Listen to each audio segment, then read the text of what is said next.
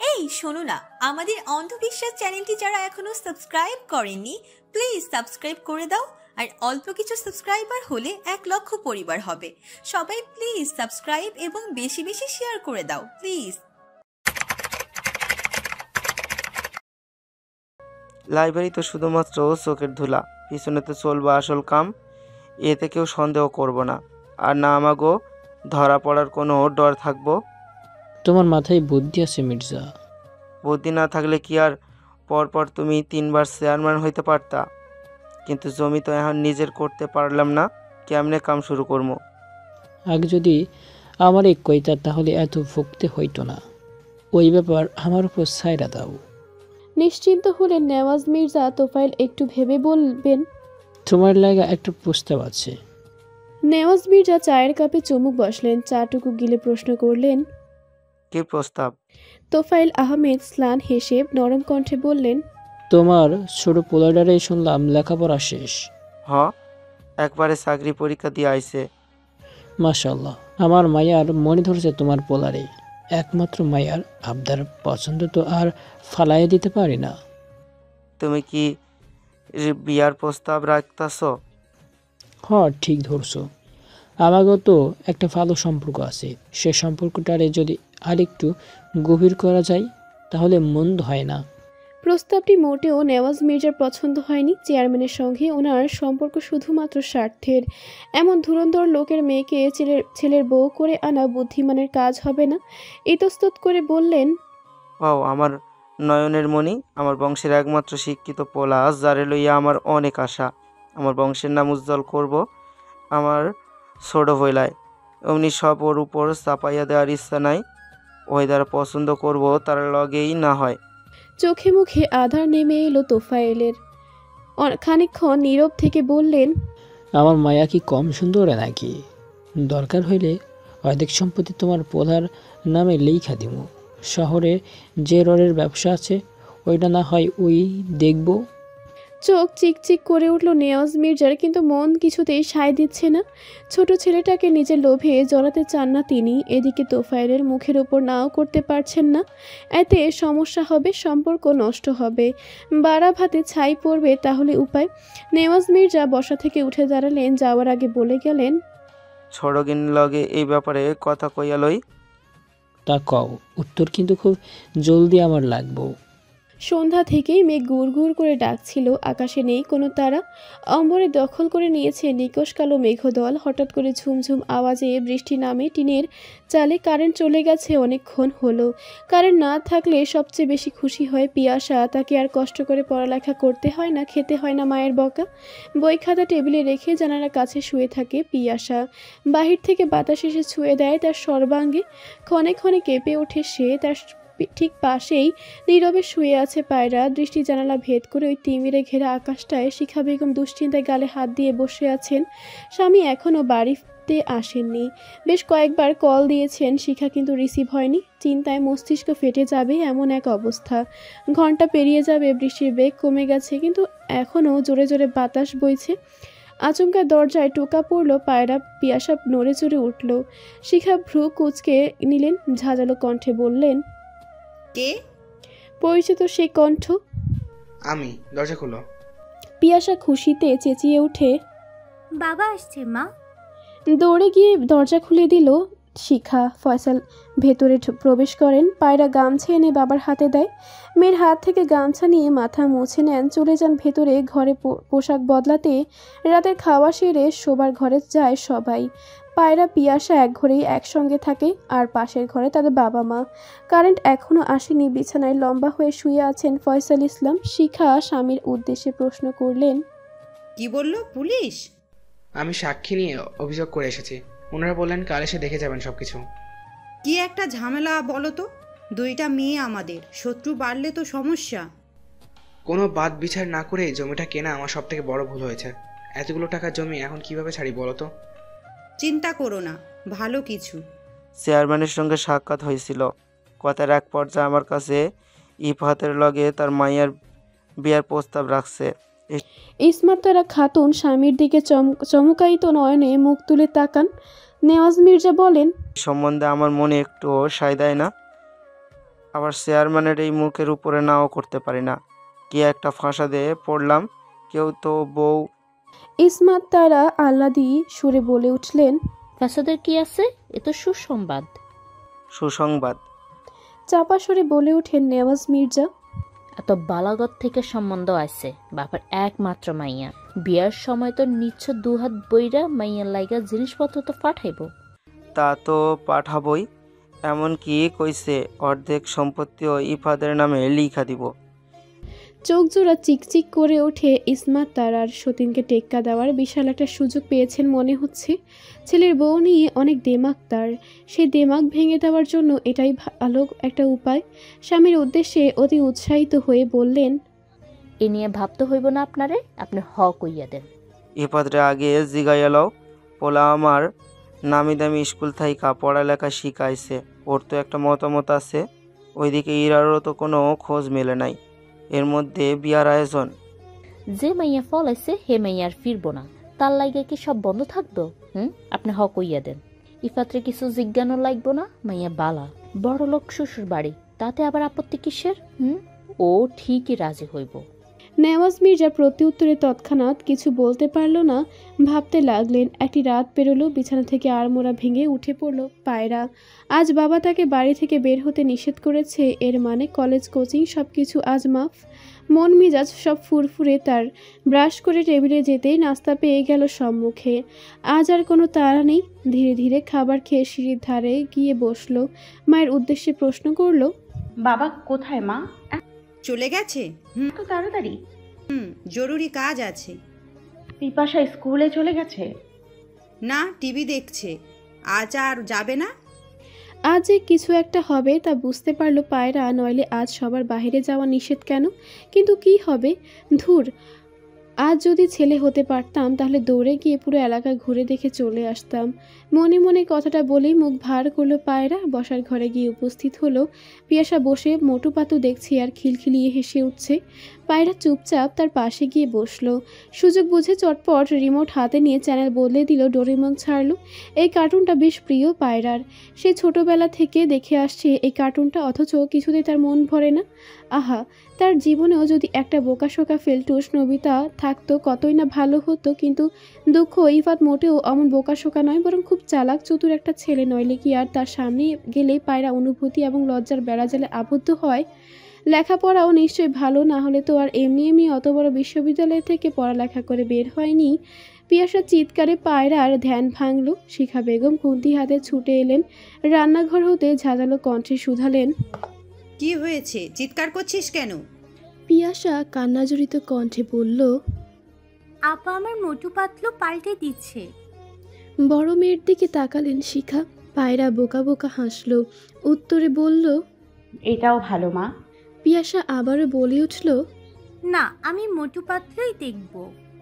ওর হাতে রিমোটটা দিয়ে ঘরে যা। যা দেখার তোর মোবাইলে গিয়ে দেখ। শাসানোর ভঙ্গিতে কথাগুলো বলে চলে গেলেন শিখা বেগম। উপায়ন্তর না পেয়ে বোনকে রিমোট দিয়ে সেখান থেকে চলে গেল পায়রা। পিয়াসা বিজয়ী হাসি হেসে আবারও টিভি দেখায় মনোযোগ দেয়। দারোগা এসেছে জমিতে। নেওয়াজ মির্জাকে ডেকে পাঠানো হয়েছে। কথাটা শুনে গর্জে উঠেছে মামুন। ছেলেকে থামালেন নেওয়াজ মির্জা, বললেন, এতদূর পর্যন্ত যখন ঘটনা গড়াই গেছে, তাহলে শত্রুতা একটু জম্পেশ হোক, রাগ এখন দমাইয়ে রাখ। ফয়সাল ইসলাম আগে থেকেই সেখানে উপস্থিত, কথা বলছেন দারোগার সঙ্গে। নেওয়াজ মির্জাও বড় ছেলেকে নিয়ে উপস্থিত হলেন। পুলিশের উদ্দেশ্যে হেসে সালাম দিলেন। আসসালামু আলাইকুম। দারোগা সালামের জবাব নিয়ে বললেন, ওয়ালাইকুম আসসালাম। তা আপনার নামে এটা কি শুনলাম মির্জা সাহেব? মুখখানা চুপসে গেল নেওয়াজ মির্জার। দারোগা বললেন, আপনি হলেন গ্রামের সম্মানিত একজন ব্যক্তি, জমি জমা সম্পত্তির কোনো অভাব নেই আপনার, সেখানে আরেকজনের জমি নিয়ে টানাটানি করছেন, এটা কি ঠিক? এ বয়সে আপনার মামলার বোঝা নিয়ে চলাটা দৃষ্টিকটু দেখাবে না? উত্তরে কি বলবেন ভেবে পাচ্ছেন না তিনি। খানিকক্ষণ নীরব থেকেই ইনিয়ে বিনিয়ে বললেন, সত্যি বলতে জমির তো অভাব পড়ে নাই, কিন্তু সুবিধার অভাব পড়ছে। আসলে আমি একটা লাইব্রেরি দিতে চাইছিলাম। লাইব্রেরি না থাকা স্কুলের ছোট ছোট পোলাপাইনের অনেক অসুবিধা হয়, বই কিনতে শহরে যাইতে হয়। তাই তাগো সুবিধার লইগা লাইব্রেরি দিতে চাইছিলাম। এই জমিটা লাইব্রেরির লাইগা উপযুক্ত জায়গা। স্কুলের ঠিক কাছাকাছি, একেবারে রাস্তার ধারে। অতি সুন্দর প্রস্তাব, কিন্তু জমির মালিক তো এখানে বাড়ি করতে চায়। নেওয়াজ মির্জা কিছু বলার জন্য ঠোঁট প্রশস্ত করলেন, কিছু কিন্তু বলতে পারলেন না। দারোগার মোবাইলটা ঝংকার তুলে বেজে উঠল কি তিনি একটু দূরে সরে গিয়ে কল রিসিভ করলেন। 2 মিনিট পর ফিরে এলেন, বললেন, চেয়ারম্যান সাহেব ডেকেছেন, এখন যেতে হবে। এই ব্যাপারটা না হয় আমি পরে দেখে নেব, এখন আসি। ফয়সাল ইসলাম চমকিত কণ্ঠে বললেন, পরে দেখবেন মানে? আমার আনা সরঞ্জামের কি হবে? দারোগা অসহায় মুখ করে প্রত্যুত্তর বললেন, আমার কিছুই করার নেই, চেয়ারম্যান ডেকেছেন, যেতে তো হবেই। এরপরে এসে সমস্যার সমাধান করব। কনস্টেবলকে সঙ্গে নিয়ে চলে গেলেন তিনি। নেওয়াজ মির্জা মৃদু হেসে স্থান ত্যাগ করলেন। ফয়সাল ইসলাম বেশ চিন্তিত, কি হবে এখন। ভাবতে ভাবতে চলে গেলেন স্কুলে। চেয়ারম্যান বসে আছেন তার নির্ধারিত চেয়ারে। দারোগা এসে উপস্থিত হলেন সেখানে। কনস্টেবল বাহিরেই দাঁড়িয়ে। তোফায়েল সামনের চেয়ার দেখিয়ে বললেন, বসেন দারোগা সাহেব, অনেকদিন পরে দেখা হইল। দারোগা মুখে হাসি রেখে চেয়ার টেনে বসলেন। তখনই প্রবেশ করলেন নেওয়াজ মির্জা। দারোগার ঠিক পাশে চেয়ারটাতেই তিনি বসলেন। চমকে উঠলেন দারোগা। তোফায়েল ওনার দৃষ্টি অনুসরণ করে বললেন, মির্জা আমার বন্ধু মানুষ, কয়দিন পর ব্যয় হইয়া যাইব, তাই এখানে তার আসাটাই স্বাভাবিক। উত্তেজনা কমল দারোগার। তোফায়েল কোনো ভনিতা ছাড়াই সরাসরি বললেন, যে কারণে ডাকছি কইয়া ফেলি তাহলে। ফয়সাল মাস্টারের জমির ব্যাপারে আপনি যথাযথ হস্তক্ষেপ করেন না, এটা তোগো ব্যাপার, তারাই মিঠাই দিব। দারোগা ঘোর প্রতিবাদ করে বললেন, তা কি করে হয়? মির্জা সাহেব তো অন্যায় করেছেন, এটা এক প্রকার জুলুম। ফয়সাল ইসলাম নিজে গিয়ে কমপ্লেন করে এসেছেন, এখন আমি হস্তক্ষেপ না করলে তো আমার চাকরি নিয়ে টানানি হবে। নেওয়াজ মির্জা আশ্বস্ত করে বলে উঠলেন, কিছু হইব না, কত মানুষ কত আকাম করতাছে, কেউ কি তাগো ধরতে পারছে? ঠিকই তো, সমাজে ভালো মানুষ সাইজা ঘুইরা বেড়ায়। তাহলে? দারোগা প্রশ্ন করলেন। তোফায়েল বললেন, তাহলে আর কি, মাস্টারে ফোন দিলে ধরবেন না, ছাড়াই গেলে হুজুম ভাজুম দিয়ে তারাই দিবেন। বন্ধ কথার জমির ব্যাপারে আপনার কোনো কথা নাই। ড্রয়ার থেকে এক বান্ডেল টাকা বের করে দারোগার দিকে এগিয়ে দিলেন তোফায়েল। নরম স্বরে বললেন, চা পান খাইয়েন। চোখ চিকচিক করে উঠল ওনার। এতগুলো টাকা শুধুমাত্র চা পানের জন্য। বিদায় নিয়ে চলে গেলেন সেখান থেকে। তোফায়েল শেষে নেওয়াজ মির্জার উদ্দেশ্যে বললেন, দেখলা কি সহজে পুলিশ তাড়াইলাম। এবার সবার কানের ভিতর খুব সুন্দর করে লাইব্রেরি তৈরির কথা ঢুকাইয়া দিলে কাম শেষ। নেওয়াজ মির্জা বাহবা দিয়ে বললেন, রাজনীতির বেড়াজালে পইড়া তুমি অনেক চিকন চালাক হইয়া গেছো চেয়ারম্যান। চেয়ারম্যান বিস্তর হাসলেন। তার সঙ্গে তাল মিলালেন নেওয়াজ মির্জাও। সারাটা দিন শেষেও সেই কাঙ্ক্ষিত মানুষটি দেখা পেল না ইফাত। ভালোবাসা নামক দহনের হৃদয় পুড়ে ছারকার হয়ে যাচ্ছে তার। চোখে তৃষ্ণা মেটানো যে বড্ড প্রয়োজন। টানা 2 ঘন্টা পায়রার বাড়ির পাশ দিয়ে ঘুরঘুর করেছে, গিয়েছে জানালার ধারে, কিন্তু দেখা পায়নি। জানালা বন্ধ। আচ্ছা, পায়রারও কি এমন অদ্ভুত অনুভূতি হচ্ছে? সে কি জানে তার দহনে এক বোকা প্রেমিক পুড়ে যাচ্ছে, তপ্ত রোদে ঘামে ভিজে দাঁড়িয়ে আছে? জানে না। জানলে কি আর ভেতরে চুপটি করে বসে থাকতে পারত? ইফাতের রাগ হলো যাকে বলে চরম রাগ। একটা মেয়ে কিভাবে এতটা স্বার্থপর হতে পারে, কিভাবে বোঝে না অন্যের অনুভূতি। আর কোনো দিকে না তাকিয়ে বাড়ি চলে গেল। দুপুরে ভোজন শেষে অন্দরমহলে বসে আছেন ইসমা তারা খাতুন, পান বানাচ্ছেন। ওনার ঠিক সামনে বসে আছে একজন মহিলা, মাথায় আধা পাকা চুল, মুখের চামড়া অল্প স্বল্প ঝুলে পড়েছে। ইফাতকে প্রবেশ করতে দেখেই মহিলাটির মুখে হাসি ঝিলিক দিয়ে উঠল। হাত বাড়িয়ে আহ্লাদে সুরে ডাকলেন, ইফাত আব্বাজান, আয় কাছে আয়। ইফাতের মন মেজাজ সব ভার হয়ে আছে, গোসল করা প্রয়োজন। তবুও নিজেকে যথেষ্ট সামলে নিয়ে এগিয়ে গেল মহিলাটির নিকট। পাশে বসে সালাম দিল। আসসালামু আলাইকুম ওয়া রাহমাতুল্লাহি ওয়া বারাকাতুহু খালাম্মা। ওয়ালাইকুম আসসালাম, কেমন আছো আব্বাজান? আলহামদুলিল্লাহ ভালো খালাম্মা। কখন আইলেন? একটু আগে। ও, তা দুপুরে খাইছেন? হ্যাঁ, বাড়ির থেকে খাইয়ে এইছি। আচ্ছা থাকেন তাইলে, বাহির থেকে আসছি, গোসল করা প্রয়োজন, আমি এখন যাই। হ্যাঁ যা, গোসল কইরা আয়। অতি ব্যস্ত হয়ে কথাটা বললেন তিনি। ইফাত চলে গেল নিজ কক্ষে, তোয়ালে নিয়ে ঢুকে গেল বাথরুমে। ইসমা তারার বড় বোন নূর বানু স্বামী গত হয়েছেন, বছর 6 হবে। ট্রেন দুর্ঘটনায় মৃত্যু হয়েছিল ওনার স্বামীর। তিনি ছিলেন নিঃসন্তান, স্বামীর ভিটে থাকা সত্ত্বেও সেখানে তিনি থাকেন না। একা একা থাকতে নাকি সাহস পান না, তাই বেশিরভাগ সময় ছোট ভাইয়ের বাড়িতে বসবাস করেন। মাঝে মধ্যে যান বোনদের বাড়িতে বেড়াতে, একাকিত্ব গোছাতে। আধ ঘন্টা শাওয়ার নিয়ে বেরিয়ে এলো ইফাত। উদম দেহ নিয়ে বিছানায় উপর হয়ে শুয়ে পড়ল। কি এক যন্ত্রণা, এখনও মাথা ব্যথা যাচ্ছে না। আচ্ছা, মেয়েটার মধ্যে কি এমন আছে যা ইফাতের যন্ত্রণা বাড়িয়ে দিচ্ছে? কেন এত হাহাকার?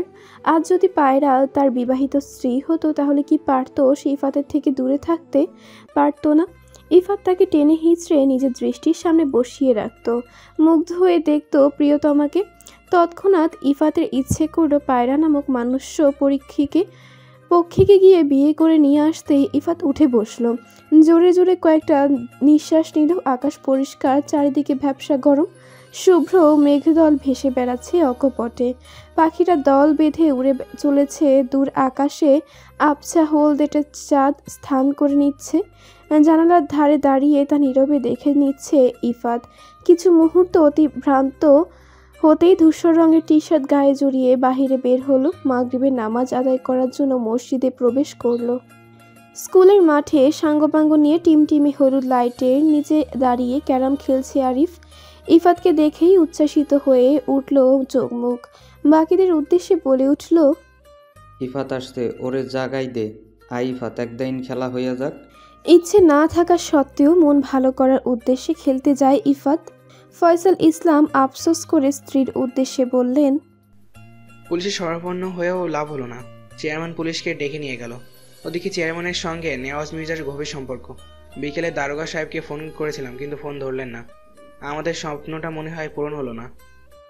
যা ভাগ্যে আছে তাই হবে। মনে রাখো, আল্লাহ উত্তম পরিকল্পনাকারী। তাই চিন্তা করো না। অন্যের সম্পদ মেরে খেলে কেউ কখনো সুখী হতে পারে না ভালো থাকতে। স্ত্রীর কথায় বুকের ভেতরের ভার একটু হলেও কমল। বাড়িটা নিয়ে সব থেকে বেশি স্বপ্ন ছিল শিখা বেগমের। অনেক ইচ্ছে ছিল মন মতো নিজের হাতে বাড়িটা সাজানোর।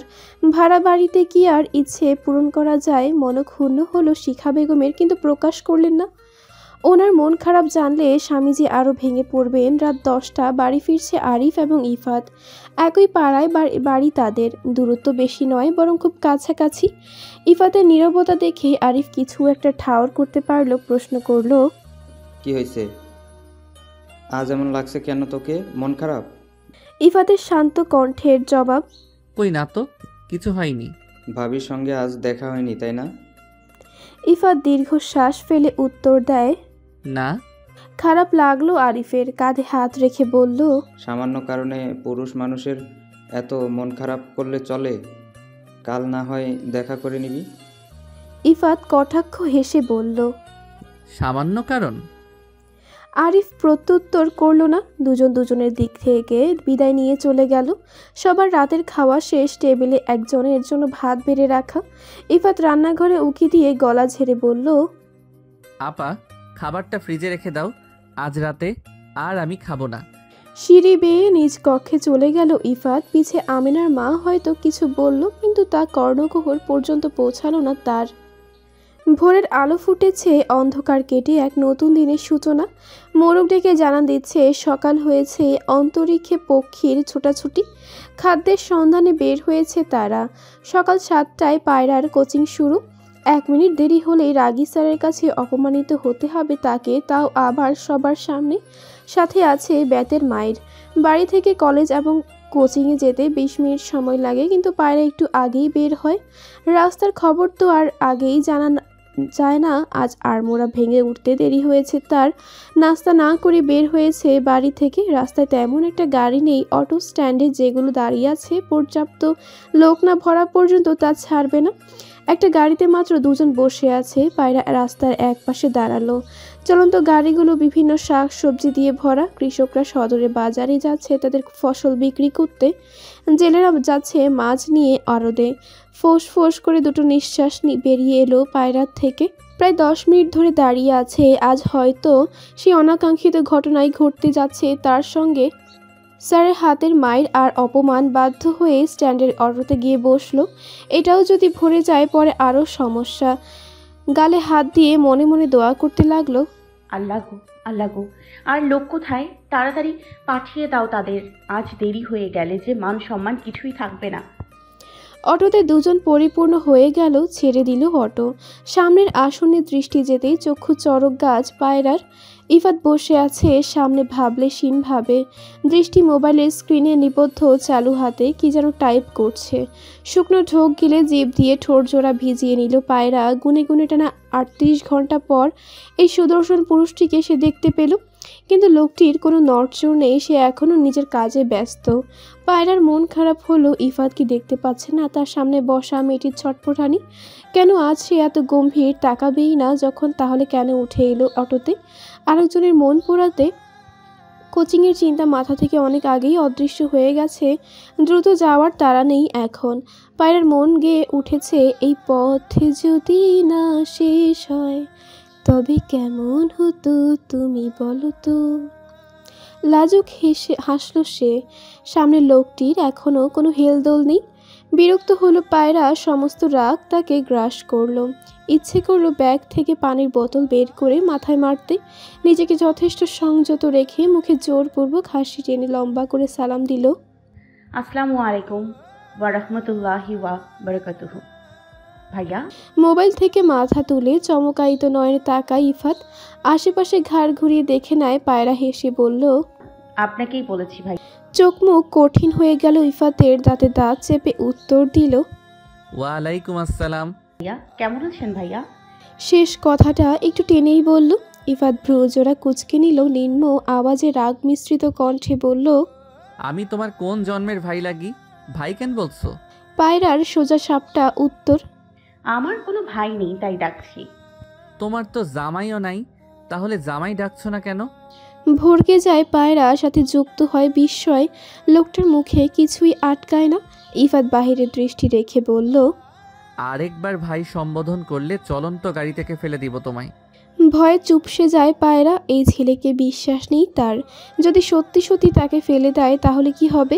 হাত পা ভেঙে যাবে। হাত পা ভাঙলে সুন্দর জামাইও তো কপালে জুটবে না। উদাস দৃষ্টিতে বাহিরে তাকিয়ে রইল। গন্তব্যে এসে গাড়ি থামতেই পায়রা নেমে গেল। সঙ্গে সঙ্গে আবারও অটো ছেড়ে দিল চালক, কিন্তু ভাড়া নিল না। চমকালো পায়রা, সন্তর্পণে নিঃশ্বাস ফেলে চলে গেল। আরিফ চালকের পাশের আসন থেকে তখনই পেছনে এসে বসেছে। ইফাতের উদ্দেশ্যে বলল, কাল তো ঠিকই মন খারাপ করে বসেছিলি, এখন সামনে পেয়েও ভাবির সঙ্গে কথা বললি না কেন? এমনি। এমনি মানে? তাহলে এলাম কেন? যাচ্ছি বা কোথায়? দু চোখ যেদিকে যাই সেদিকে। তোর যেতে ইচ্ছে না হলে নেমে যা। আরিফ কাচুমাচু মুখ করে বলল, না থাক, এসেছি যখন নামার কি দরকার? স্যার আজকে অনুপাত বিশ্লেষণ থেকে অঙ্ক করাচ্ছেন, এই বিষয়ে আগে দুটো শিট দেওয়া হয়েছে, তাও পায়রার মাথায় এই অঙ্কগুলো ঢোকে না। কেন জানি এই অঙ্ক দেখলেই তার বিরক্ত লাগে। তার উপর আজ সব কিছু মাথার উপর দিয়ে যাচ্ছে, না চাইতেই ইফাতের ভাবনায় ডুবে থাকছে। আচ্ছা কি হয়েছে উনার? কেন উনি ঠিকমতো কথা বলেননি? উনি তো কখনো এমনটা করেন না। তাহলে কি উনি রাগ করেছেন? কথাটা মাথায় আসতেই অবাক হয় পায়রা। রাগবে কেন? সে কি রাগার মতো কোনো কাজ করেছে নাকি? করেনি তো, বরং লাস্ট যখন দেখা হয়েছিল খুব সুন্দর করে নম্রভাবে কথা বলেছে। তোমায় ডাকছি শুনতে পাচ্ছ না? কোন ভাবনায় মশগুল হয়ে আসো? আমার ক্লাসে অমনোযোগী হওয়ার কিন্তু মোটেও পছন্দ নয় আমার, পায়রা। নাইমুল স্যারের হুঙ্কার দিয়ে বলা কথাটা কর্ণপাত হতেই ধ্যান ভঙ্গ হলো পায়রার। ভয়ে অন্তরাত্মা কেঁপে কেঁপে উঠছে। স্যার আবারও ধমক দিয়ে বললেন, কোনো ম্যানার্স নেই? শিক্ষক কিছু বললে যে দাঁড়াতে হয় জানো না? ভয়ের চোটে দাঁড়ানোর কথা মাথাতেই ছিল না পায়রার। তৎক্ষণাৎ উঠে দাঁড়ালো। স্যার জিজ্ঞেস করলেও, বলো তো তরল অনুপাতের সূত্র কি? ড্যাব ড্যাব করে তাকিয়ে থাকে পায়রা। এই মুহূর্তে সূত্রটি মনে পড়ছে না তার, অথচ সূত্রটি খুবই সহজ এবং ছোট। স্যারের রাগ বেড়ে গেল। ব্যঙ্গ করে বললেন, ক্লাস 2 এর বাচ্চাকে প্রশ্ন করলেও এতক্ষণে উত্তর দিয়ে দিত, আর তুমি কিনা পারছো না, ইডিয়েট। পায়রা চমকিত কণ্ঠে প্রত্যুত্তর বলে উঠল, কিন্তু স্যার ক্লাস 2তে তো হিসাব বিজ্ঞান বলে কোনো সাবজেক্ট নেই। উপস্থিত ক্লাসের সবাই সশব্দে হেসে দেয়। রাগের ছোটে স্যারের মুখ ঘামছে, চোখ জোড়ায় লাল আবরণ ভেসে উঠেছে। চিৎকার করে বললেন, get out of my class stupid. সবাই স্যারের ভয়ে চুপ হয়ে গেল। সবার সামনে অপমানিত হওয়ায় লজ্জা পাচ্ছে পায়রা। মনে হচ্ছে এখনই চোখ থেকে বর্ষণ হবে। নিম্ন স্বরে বলল, সরি স্যার, আর কখনো এমন ভুল হবে না। মন গলল না স্যারের। কঠোর গলায় বললেন, তুমি যাবে নাকি আমি ক্লাস ছেড়ে চলে যাব? আর দাঁড়ালো না পায়রা। দ্রুত বেগে বই খাতা বের করে ভরে বের হয়ে গেল। সে যেতেই নাইমুল স্যার আবারও ক্লাস করানো শুরু করলেন। এখনও 40 মিনিট বাকি সময়টা কি করবে ভাবতে লাগলো পায়রা। কলেজ গেটও বন্ধ, 8টার আগে প্রবেশ নিষেধ। প্রিয় বান্ধবী মেহেরুনের আজ রেডি হতে দেরি হয়ে গেছে, তাই মেসেজ দিয়ে জানিয়ে দিয়েছে সে আজ কোচিং আর আসবে না, একেবারে কলেজে দেখা হবে তাদের। হিসাব বিজ্ঞান শেষ হলে তারপর আবার ইংরেজি। মুখ ভার করে রাস্তা দিয়ে হাঁটতে লাগলো পায়রা। অন্দরমহলের পাশ দিয়ে দোতলা সিঁড়ি উঠে গেছে ইফাত, ঘরটাও দোতলা। বাগানে অসংখ্য সুপারি গাছ, সেখান থেকেই কয়েকটা সুপারি পেরে এনেছে আমিনার মা। ইসমাতারা খাতুন সোফার কাছে মেঝেতে বসে সুপারিগুলো কাটছেন। পায়ের শব্দের আওয়াজে পেতে দৃষ্টি গেল সিঁড়ির ঘরের দিকে। ইফাত বাড়ি ফিরেছে, ঘরে যাওয়ার জন্য সিঁড়ির ধারে এসেছে। ইসমাতারা ডাকলেন, এইদিকে আয়। মায়ের ডাক শুনে অন্তর্মহলে প্রবেশ করলো ইফাত। ইসমাতারা বললেন, বয়। ইফাত বসলো, প্রশ্ন করলো, কি বলবা বলো? রাত্রে খাস না কেন? ইফাত বুঝতে পারলো এই তুচ্ছ খবরটাও আমিনার মাই তার মায়ের কান পর্যন্ত পৌঁছে দিয়েছে। উত্তর দিল, ক্ষুধা ছিল না। বাইনবেলা তো তুই ঘুম থেকে উঠোস না। তাহলে আজ কেমনে উঠলি? গেছলি কই? রোজই উঠি, ফজরের নামাজ পড়িরা তারপর আবার ঘুমাই। তবে আজ আর ঘুমাইতে মন চাই নাই, তাই আরিফরে লইয়া হাঁটতে বাইর হইছিলাম। ও, পেটে কিছু পড়ছে? না পড়লে টেবিলে যা, গিয়া দেখ খাওন বাড়া আছে, খাইয়া ঘরে যা। বাহির থেইকা খাইয়া আইছি। ইসমাতারা আর কিছু বললেন না, নিজের কাজ করতে লাগলেন মনোযোগ সহকারে। ইফাত মায়ের দিকে তাকিয়ে রইল কিছুক্ষণ। নীরবতা ভেঙে কোনো কিছু না ভেবেই বলে উঠল, আম্মা আমি বিয়া করমু। ছেলের মুখ থেকে হঠাৎ এমন একটি কথা শুনে বিস্মিত হলেন তিনি। মুখে রা নেই। আমিনার মা পাশেই বসেছিল। কথাটা শোনা মাত্রই সে হেসে বলে উঠল, দেখছেন চাচি, আমার কথাই মিলাই গেছে, ছোট ভাইজান প্রেমে পড়ছে। আমিনার মায়ের দিকে তীক্ষ্ণ দৃষ্টি বুলালেন ইসমেতারা। তাতে কোনো হেলদোল নেই আমিনার মায়ের। ইফাত নীরব, দৃষ্টি তার মেঝেতে নিবদ্ধ। ইসমেতারা জিজ্ঞেস করলেন, মাথায় কি শুধু বিয়ের ভূতি চাপছে নাকি মাইয়া পছন্দ করে রাখছস? ইফাতের খেয়াল হলো সে ভুল জায়গায় ভুল কথা বলে ফেলেছে। ছেলেরা নাকি তাদের জীবনের গুরুত্বপূর্ণ কথা মায়ের কাছে প্রকাশ করে, তাদেরকে মায়েরাই নাকি সব থেকে ভালো বোঝে, কিন্তু ইফাতের ক্ষেত্রে তা ভিন্ন। ছেলের ভালো মন্দ বুঝতে তার মা অপারগ। ওনার প্রধান কাজই হচ্ছে শুধু সতীনের সঙ্গে টক্কর দেওয়া। নীরবে স্থান ত্যাগ করলো ইফাত। ইসমেতারা চমকিত কণ্ঠে পেছন থেকে বললেন, আমার কথার উত্তর না দিয়ে চলে গেল। আমেনার মা মিটিমিটি হাসলেন। ঘরে এসে শুয়ে পড়ল ইফাত। রাতের ঘুম কম হয়েছে তার। কিছুক্ষণের মধ্যেই গভীর ঘুমে তলিয়ে গেল। রাস্তার ধুলোবালি এবং ঘাম একত্রে মিশে পায়রার মুখের অবস্থা করুন। কলেজের সাদা ইউনিফর্মটা মলিন হয়ে গেছে। ক্লান্ত শরীর নিয়ে অটো থেকে নেমে ধীরে ধীরে এগিয়ে যেতে লাগলো বাড়ির উদ্দেশ্যে। চোখের অশান্ত কালো মণি জোড়া এদিক ওদিক নড়চড়ে কাউকে খুঁজছে, কিন্তু পাচ্ছে না। এই সময় রাস্তাটা খালি থাকে, তেমন কেউ একটা চলাচল করে না।